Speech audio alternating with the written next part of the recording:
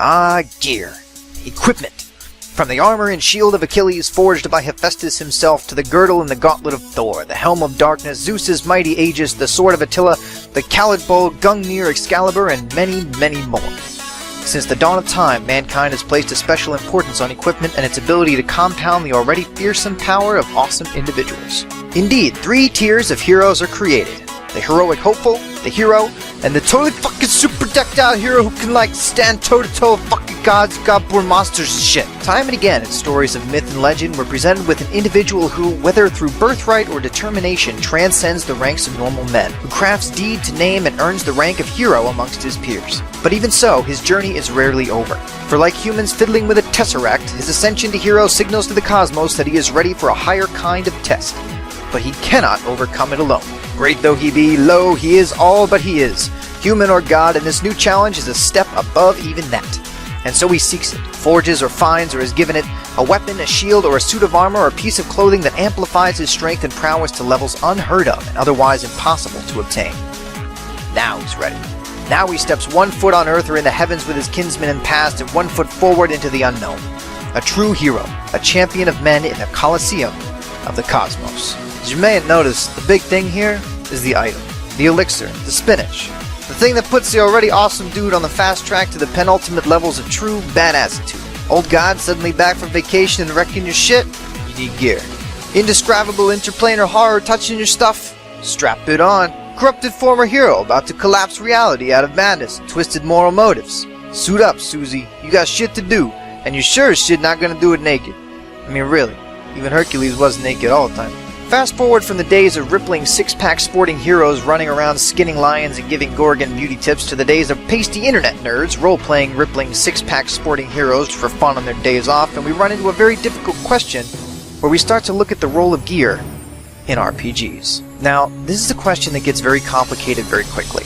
It's very much a rabbit hole question and often overlaps with other topics I'll talk about in other videos. So for now, we'll stick to 3 basic essential points. What does it do? How do you get it? And diminishing badass returns.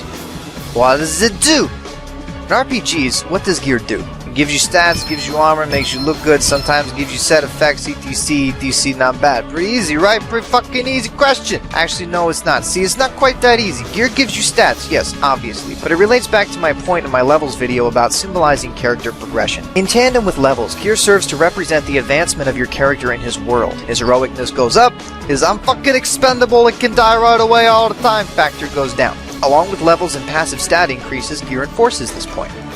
Also, it makes you look cool. I mean, look at your fucking commander guy. Is he wearing the fucking shitty-ass basic chain armor stuff from the vendor in the first rinky-dink little level 1 town thing? No, he's wearing fucking badass shit, so okay. Point number 2, how do you get it? This one's a little tougher, and stay with me. We'll come back to the first point again later because this whole gear issue is really fucking complicated and interrelates like an insert hillbilly cousin reference here. So okay, usually you can get your gear in 1 of 3 ways, sometimes 4. First, you get it in some kind of dungeon thing. Either with tokens you get all the time that don't make any fucking sense in the context of actual roleplay, or as a drop from a boss or whatever. Second, craft it, motherfucker. You DIY, bitches. You get the match, you sacrifice the lamb to the god of the forge, you put your hammer to hot steel, and you make it with your own 2 hands, or fucking hooves, or things, plant, leaf, branches. There's often a satisfying feeling here, but let me say this very clearly. Only when gathering the ingredients presents a feeling of accomplishment to the player rather than a sense of tedious grinding. This can be accomplished via epic quest lines, triggered events, or any number of things, but one thing it is not is spending all your fucking time in the same area killing the same creatures with the same fucking drops until you have 15 bazillion magical yak penises or imbued fucking piles of dried yeti dung. Way number the 3rd, buy it. Let me just put this axe right here on the table so everybody can see it. I hate this shit. I hate it. Not all the time, don't get me wrong. I think certain gear should definitely be buyable, but this method is implemented so incorrectly so often, I shudder to think of it. Take Diablo 3 for example. You remember in Diablo 2 when you could do boss runs and shit, and it was like opening a fucking exploding birthday present when Mephisto or Andario went down and tons of unique colored name shit popped out everywhere? Yeah. Where maybe it was hard and most people traded anyway, but if you wanted, you could run this stuff for cool, awesome gear maybe you wouldn't even use anyway, but that you could hoard and trade for other cool stuff. What do we get in Diablo 3? A fucking auction house thing. 2 of them, actually, so you could dump your paycheck in one and fucking whatever. Farming for your own gear in the game became basically impossible. You could get lucky and get it, but more often than not, you were farming for gold to buy that shit from the auction house. Not even meeting a player face to face to trade for it. Just point and click and fucking, you're stronger. Yeah, you feel satisfied yet? Me neither. And then in Guild Wars 2, even though all the fucking materials to make them are account bound and shit, you can sell legendary weapons on the trading post. You can buy them outright with cash. Double fucking whatever here. Like, not only does it feel more like an endless grind than an epic adventure for a legendary piece of Tyrian lore with no associated epic quests, but you can cut out that whole process entirely and just buy the thing with gold. You feel legendary yet? You fucking flipping all that shit on the trading post for gold, buying gems and converting to gold and buying your way to fucking legendary shit. You feel legendary? No. Me neither. It doesn't feel like an accomplishment. It doesn't feel satisfying, or at least not nearly as satisfying as it should or could either way. Making it or buying it in a game where making it only constitutes an endless grind rather than the end result of a truly epic journey. Fucking mistakes. Diablo 3 and fucking Guild Wars 2 legendary shit, just I mentioned a fourth possible way to obtain gear. It's similar to the DIY option, and it's when you're out adventuring and you find some strange item that begins your journey to some epic piece of equipment. It's really difficult to implement this well, I acknowledge that, but when it is done right, I love it. It feels like a King Arthur story, but again, it's difficult. And here's why. Point the last, diminishing badass returns. This is when we hit the real can of worms with regard to gear in RPGs, in my opinion. See, once you hit the level cap and you have your basic set of level cap gear, there are two roads. Diminishing badass returns and the treadmill. Diminishing badass returns. I keep saying that, partly because I like the way it sounds. What this means is that at this point, although contrary to the hero mythos, that is, real-life hero legends, more difficult to obtain gear stops giving you significant stat increases and becomes more or less cosmetic to set you apart and let you customize your character's appearance. Personally, this is my preferred option. Why? Well, I hate to use this answer, but because it's a game, because people play it to have fun, and allowing post-level cap gear to create new tiers of power for players who wield it creates a practical discrepancy between players who can get it and players who can't. Casual players, and I hate these terms by the way, may never be able to get the gear that takes hundreds of hours and or reliable parties of 10 or 20 people consistently to obtain.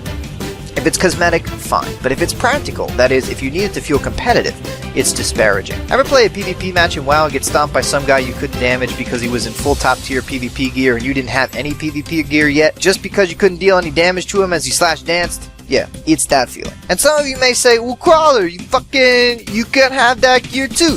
Just go and fucking farm this shit or whatever. First, my point above. Not everybody's got that kind of time or wants their gameplay experience to feel like a second job, and giving a practical stat advantage to people because they have more time over necessarily skill just feels like a slap in the face and is, in my opinion, detrimental to the goal of truly competitive PvP. Second, I see this as a cheap tactic by developers to keep people playing toward a goal that's going to be outmoded with the next expansion anyway. Oh, he fucking destroyed me because he's got better shit then, not because he's more skilled. I'll show him I'll get it too. And so I keep playing for months to farm this shit until the next expansion when it all resets and we start over again anyway.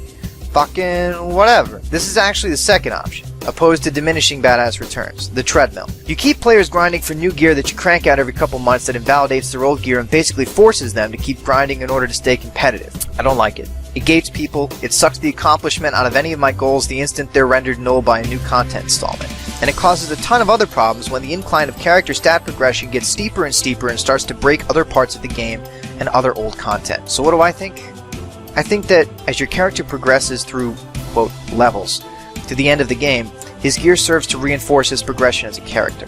After that point, I think gear with competitive stats should be a fair goal for casual players, whether found, crafted, or bought, and that shiny gear should be the goal of anyone who wants more. Gear to make your character unique or to make him stand out in the crowd. Differing tiers of difficulty in obtaining this gear is, in my opinion, fine, as long as the gear doesn't promote higher stat tiers that force players into obtaining it when they don't really want to do the legwork. Having to work for aesthetics is fine. It's like giving people the option of overtime. If they want the hours, they'll take them. But to force them into it to keep their jobs, well, then people start to get upset. Once again, thanks for listening. I hope you enjoyed my take on gear and RPGs, whether or not you agreed with it. Like, comment, subscribe for more, and as always, I'll see you next time.